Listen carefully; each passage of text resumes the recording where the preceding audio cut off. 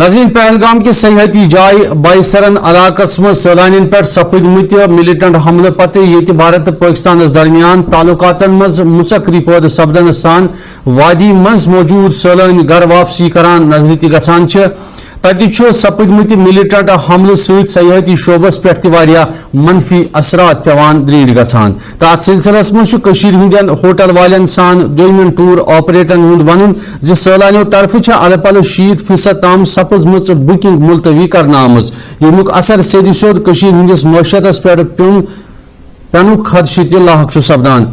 अक्सर tour operator one Gulmarg Tangmarg मज मौजूद तमाम होटल पहलगाम हमले पत खाली नजर गसान ये जन सैलानियन हज बुकिंग कैंसल सपदन सहित बड़िस तादादस मज नौजवान हिंद बेरोजगार सपदन खदशे यम किन वारिया सयाहती शोबे तो ये मैशत तबाही हंदिस बटिस कुन लमान नजर गसान। पहली बात, जो भी अटैक पहलगाम में हुआ हम उस चीज को कंडेम करते हैं, स्ट्रांगली कंडेम करते हैं। ऐसी नाजायज हरकत तो होनी नहीं चाहिए।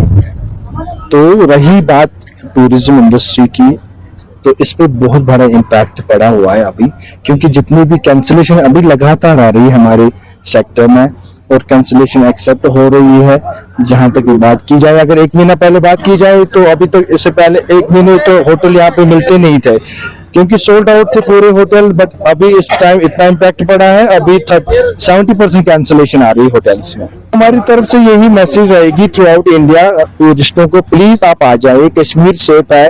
रही गुलमर्ग की बात, गुलमर्ग इतना बढ़िया लोकेशन है, इतनी अच्छी जगह है, फेमस है, बहुत अच्छा, अपनी ब्यूटी के लिए बहुत फेमस है। आप आ जाए, गंडोला राइड कीजिए, यहाँ पे वहाँ बहुत सारी चीजें जो आप एंजॉय कर सकते हैं।